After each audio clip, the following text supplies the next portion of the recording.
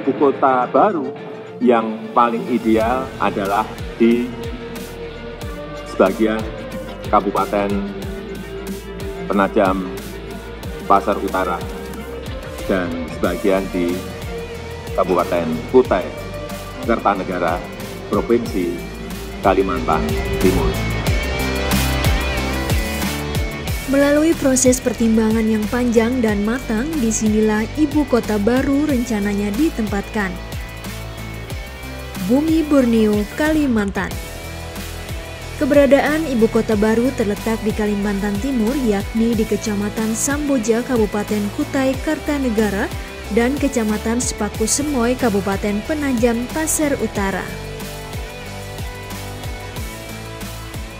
Kenapa di Kaltim? Ada pertanyaan, kenapa di Kaltim? 1. Risiko bencana minimal, baik bencana banjir, gempa bumi, tsunami, kebakaran hutan, gunung berapi, dan tanah longsor. Yang kedua, lokasinya yang strategis, berada di tengah-tengah Indonesia. Yang ketiga, berdekatan dengan wilayah perkotaan yang sudah berkembang, yaitu Balikpapan dan Samarinda. Yang keempat, telah memiliki infrastruktur yang relatif lengkap. Dan yang kelima, telah tersedia lahan yang dikuasai pemerintah seluas 180.000 hektar. Presiden Joko Widodo menjelaskan ada sejumlah alasan yang mendorong rencana pemindahan ibu kota negara ini. Di antaranya adalah beban Jakarta yang saat ini dirasa terlalu berat, memegang peran sebagai pusat pemerintahan, pusat bisnis, pusat keuangan, pusat perdagangan, dan pusat jasa.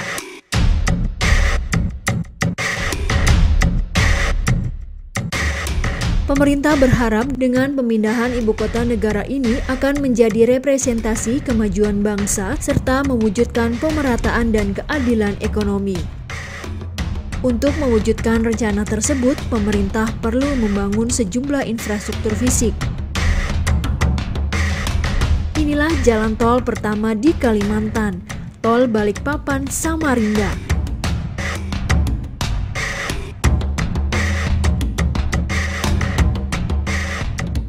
Jalan tol ini diharapkan dapat meningkatkan konektivitas dan mengurangi biaya logistik antar kedua wilayah. Pemangkasan biaya logistik akan berimplikasi pada efisiensi produksi berbagai sektor kawasan Kalimantan. Selain itu, juga diharapkan mampu mendorong pengembangan kawasan-kawasan industri yang bergerak di sejumlah sektor di Kalimantan, di antaranya kelapa sawit, batu bara, migas, dan pertanian.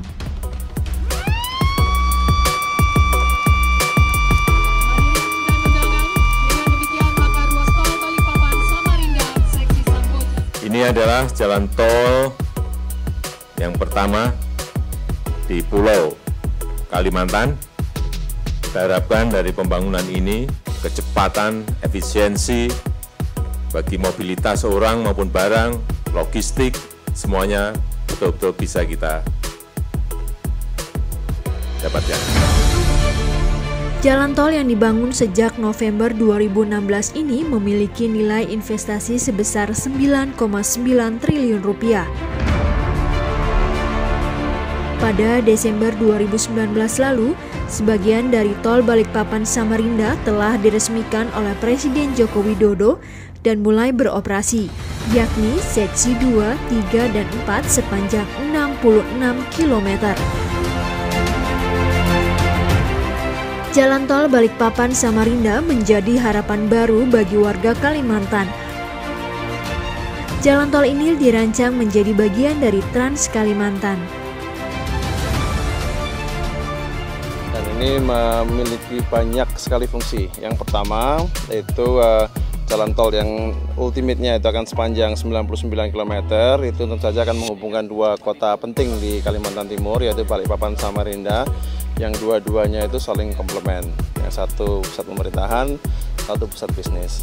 Yang kedua, tentu saja kita bicara bagaimana pengembangan kawasan di sekitar koridor, termasuk di dalamnya adalah bagaimana pengembangan pelabuhan-pelabuhan, ekspor-impor, dan arus barang masuk dan keluar wilayah Kalimantan Timur. Jalan tol ini dapat memangkas waktu tempuh dari Balikpapan ke Samarinda. Sebelumnya membutuhkan waktu 3 jam menjadi hanya 1 jam perjalanan. Jalan tol Balikpapan Samarinda juga menjadi akses penghubung Bandara Internasional Sultan Haji Muhammad Sulaiman Sepinggan.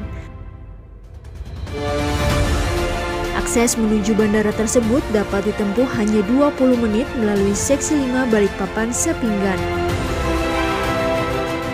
Masyarakat pun menyambut positif adanya tol Balikpapan Samarinda ini. Hasbi Samsir misalnya, warga Samarinda ini tak menyangka Kalimantan memiliki tol. Ia berharap tol ini nantinya mampu meningkatkan perekonomian di daerahnya tinggal. Tol, ya terus terang, saya sudah 30 tahun di Samarinda, juga perantau. Itu nggak pernah bayangkan kalau ada tol di Kalimantan Timur, khususnya Samarinda dengan Balikpapan. Dan itu sejak, ya karena kami sering ikuti perkembangannya, seperti apa, sampai kapan, dan bahkan kita sih terus terang sudah nggak sabaran menunggu. Ya, saya sebagai pribadi dan juga mungkin ya warga Samarinda khususnya itu sangat menyambut positif dengan adanya tol ini. Jalan tol menjadi harapan baru bagi masyarakat Indonesia, sehingga produksi dan daya saing produk lokal meningkat, yang berdampak positif pada pertumbuhan ekonomi.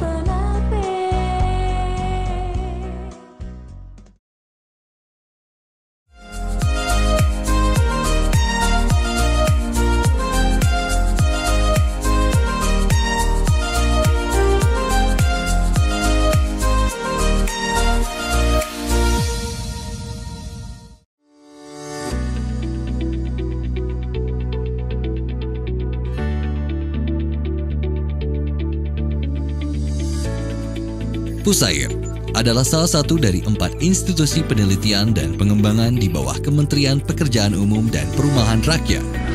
Kampus Pusat Pusair terletak di Jalan Insinyur Haji Juanda nomor 139 Bandung, Indonesia. Kampus Pusat Pusair terdiri dari 4 bangunan dengan fungsi yang berbeda. Bangunan utama berfungsi melaksanakan pengelolaan yang terbagi menjadi 4 tata bidang. Selain bangunan utama, terdapat 3 balai penunjang dengan laboratorium khusus yang terdiri dari Balai Hidrologi dan Tata Air,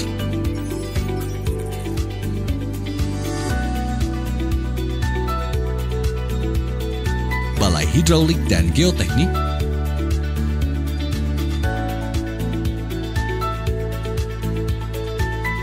serta Balai Lingkungan Keairan.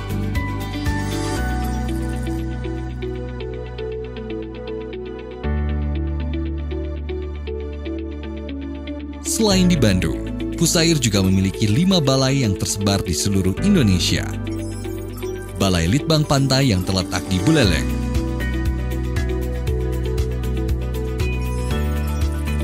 Balai Litbang Rawa yang terletak di Banjarmasin,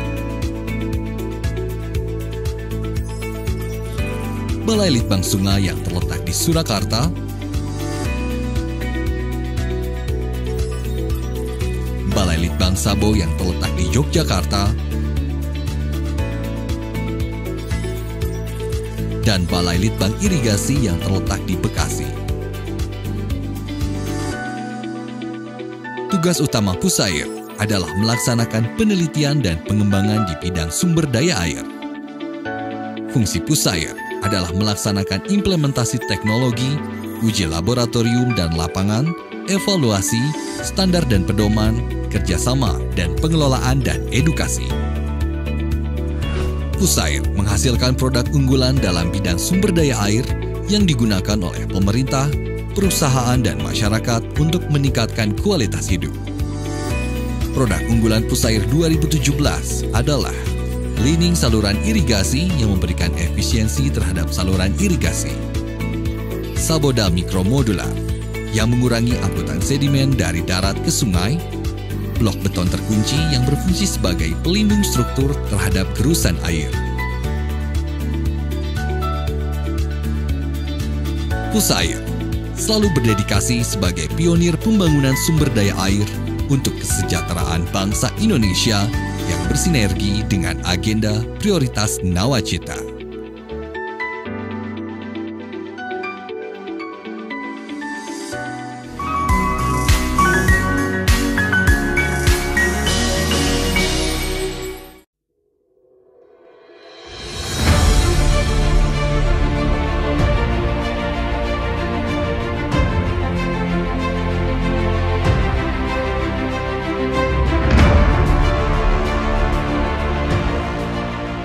Pemerintah melakukan pembangunan dan penataan pemukiman di sepanjang pinggiran sungai di sejumlah kota. Hal itu tertuang dalam Rencana Pembangunan Jangka Menengah Nasional 2015-2019. Pontianak, salah satu kota yang menjadi prioritas penataan Kementerian Pekerjaan Umum dan Perumahan Rakyat, PUPR bersama dengan pemerintah daerah. Penataan dilakukan sejak tahun 2016 lalu.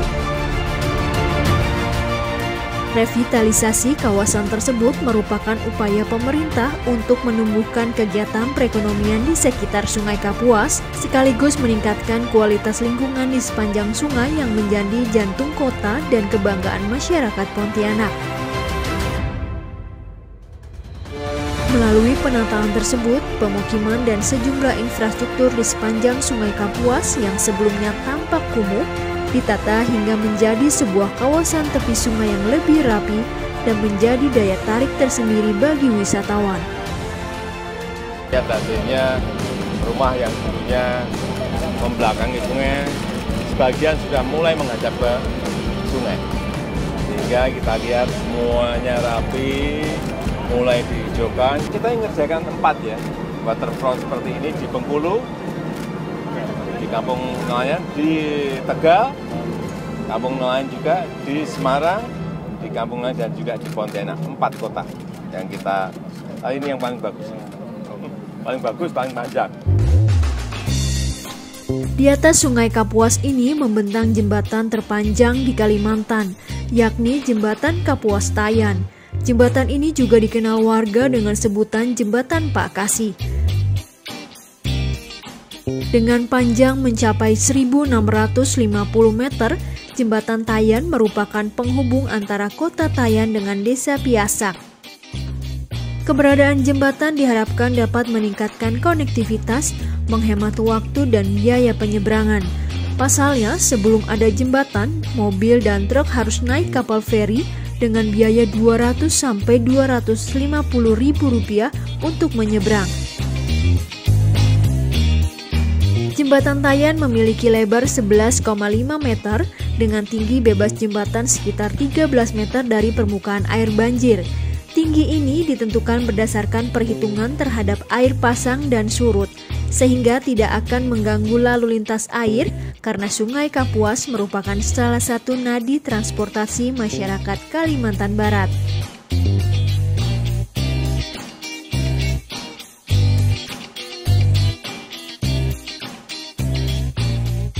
Selain pembangunan jembatan, Kementerian PUPR juga membangun jalan akses dengan total panjang 3,72 km. Terdiri dari jalan akses utara sepanjang 0,9 km, jalan pulau sepanjang 0,32 km, serta jalan akses selatan sepanjang 2,5 km. Total biaya konstruksi untuk jembatan dan jalan akses sebesar Rp1 triliun.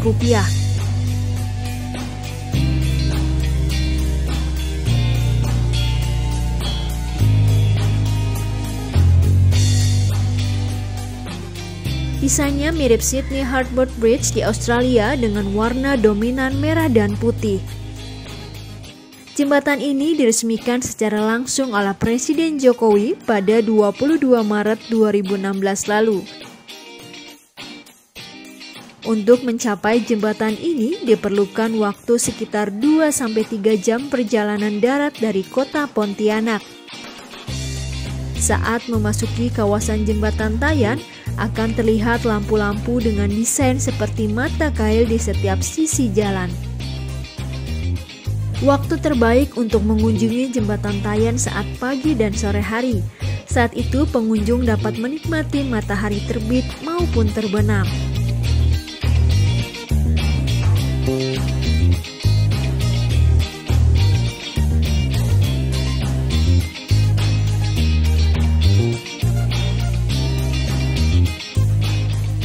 Jembatan Tayan menyuguhkan pemandangan cantik walau jauh dari keramaian.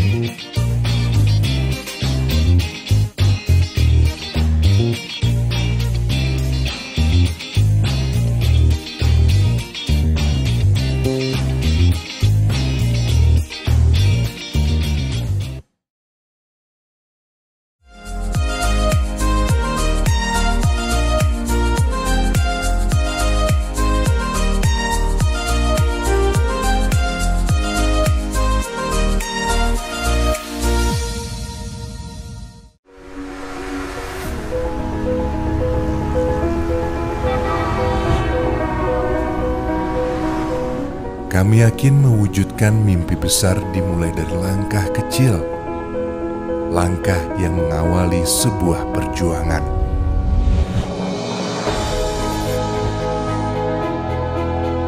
Untuk itulah Bina Marga hadir, menyertai perjalanan setiap elemen bangsa Indonesia. Kami memulainya lewat rencana matang, demi hasil yang berdampak nyata.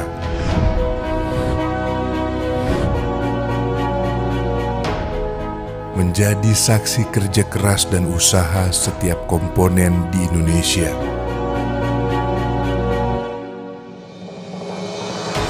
Menyambung satu harapan dengan harapan lain. Mengeliminasi jarak membuat yang jauh jadi dekat. Menghadirkan kebersamaan yang menjadi pengikat di masa depan.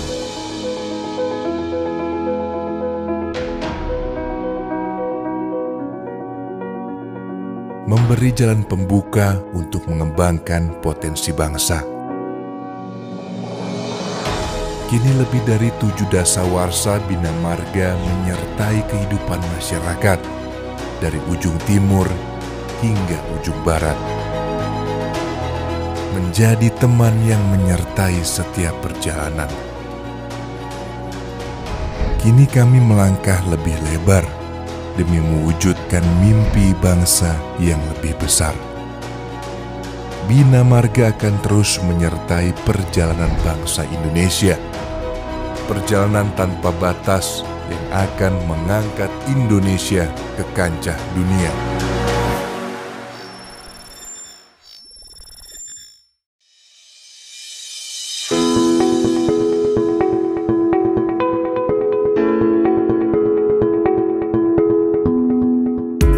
Siapa sih yang nggak tahu Bali? Surga dunia bagi para wisatawan.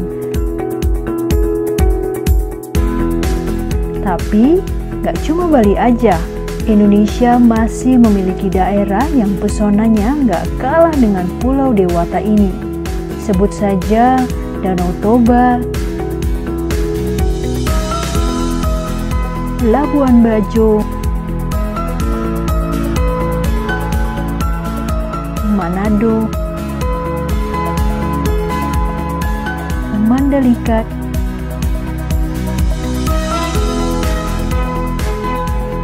dan Candi Borobudur.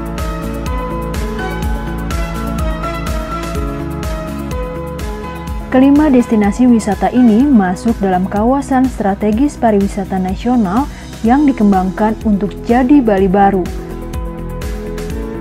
Tak tanggung-tanggung, biaya yang dianggarkan mencapai 5 triliun rupiah. Langkah apa saja yang dilakukan Kementerian PUPR untuk infrastruktur KSPN? Saksikan selengkapnya di program Pojok Menteri episode Membangun Bali Baru, hanya di PUPR TV.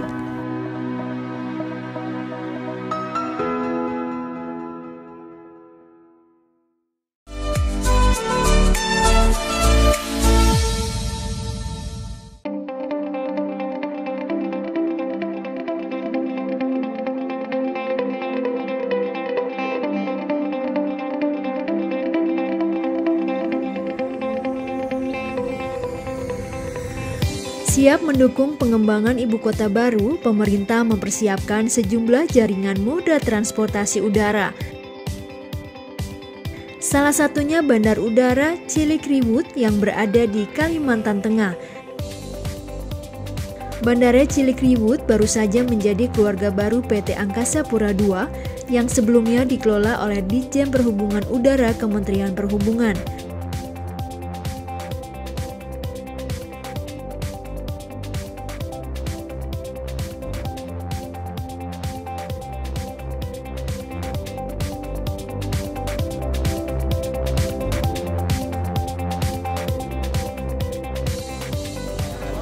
Ya, ini pembangunan Bandar Udara Cilikriwut yang telah kita kerjakan hampir 4,5 tahun telah diselesaikan. Ini menyangkut anggaran kurang lebih 700 miliar yang semuanya dibebankan di anggaran APBN kita. Baik itu untuk pembangunan terminal, untuk taxiway maupun untuk perpanjangan runway. Dan dari sebelumnya yang kurang lebih 5.000 meter persegi, sekarang ini totalnya menjadi 29.000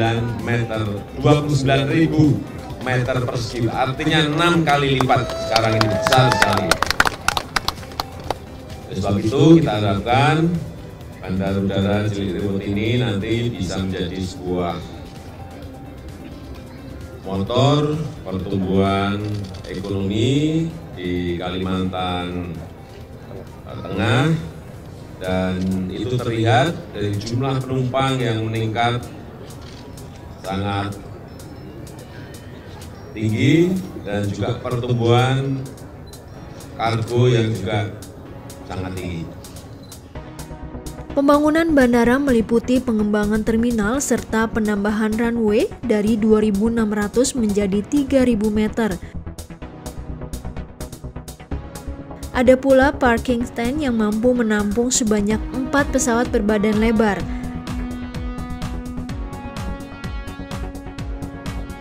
Dari sisi desain jelas terlihat perbedaannya. Terminal baru bernuansa modern dengan dominan warna putih dan tetap mengedepankan kearifan lokal. Bandara juga dilengkapi fasilitas pendukung, seperti ikon budaya, kursi santai, musola, fasilitas kesehatan, dan kursi tunggu yang menghadap langsung ke bagian apron. Sementara area parkir bandara dapat menampung sebanyak 5 unit bus, 285 unit mobil, 300 unit motor, 22 unit taksi. Jalan akses menuju bandara dibuat sepanjang 12.500 meter. Bandara Cilikriwut menjadi modal utama bagi PT Angkasa Pura dalam meningkatkan konektivitas transportasi udara di Kalimantan Tengah. Diharapkan dapat menarik minat maskapai untuk membuka rute-rute baru, sehingga kunjungan penumpang ke Palangkaraya semakin besar.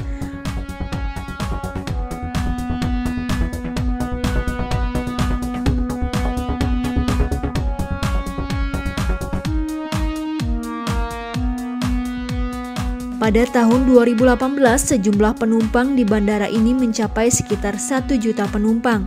Nantinya diperkirakan akan mencapai 8 juta penumpang seiring dengan perkembangan yang dilakukan.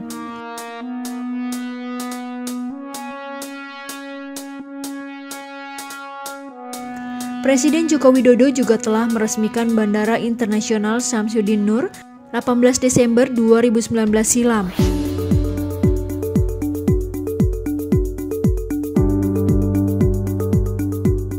Bandara yang terletak di Kelurahan Samsudin Nur, Kecamatan Landasan Ulin, Kota Banjarbaru ini merupakan bandara terbesar di Kalimantan.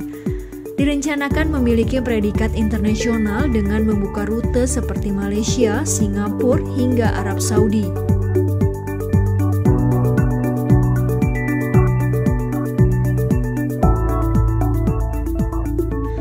Bandara memiliki luas sekitar 77.000 meter persegi yang sebelumnya seluas 9.000 meter persegi. Adanya perluasan apron menambah kapasitas parkir pesawat dari 8 unit menjadi 14 unit pesawat.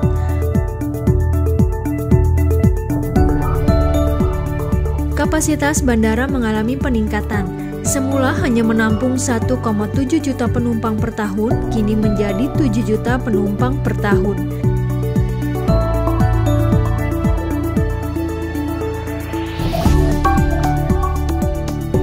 Kemegahan bandara didukung dengan arsitektur yang lebih modern dan memadukan desain kearifan lokal. Ciri khas Pasar Terapung Sungai Barito diangkat dengan mengaplikasikan bentuk perahu jungkuk pada atap utama terminal. Garis tengah menyerupai intan permata tampil pada seluruh unsur bangunan, memberikan imaji kemewahan dan kekayaan bumi Kalimantan Selatan. Kemegahan arsitektur menjadikan pintu gerbang Banjarmasin ini lebih bergengsi. Selain tampilan yang lebih modern, terminal baru juga memiliki fasilitas yang lebih lengkap. Terdapat 52 check-in counter seluas 5.750 meter persegi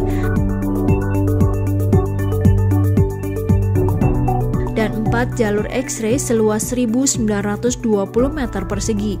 Ada pula tenan kuliner, lounge VIP, hingga hotel dengan fasilitas bintang 3. Pembangunan terminal baru Bandara Internasional Samsudin Nur ini menelan investasi sebesar 2,2 triliun rupiah. Pemerintah konsisten bahwa Indonesia sentris adalah sesuatu yang relevan dan harus dilaksanakan. Hari ini kita meresmikan satu bandara Samsudin Nur di Banjarmasin, satu bandara yang tadi hanya kurang lebih 15.000 menjadi 77.000. Yang tadinya hanya untuk 1, juta orang menjadi 7,7 juta orang. Nah, ini adalah satu rangkaian bagaimana Pak Presiden, pemerintah melakukan suatu upaya yang konsisten atas pembangunan infrastruktur yang dinyatakan dalam visi bahwa infrastruktur tetap menjadi suatu poin utama.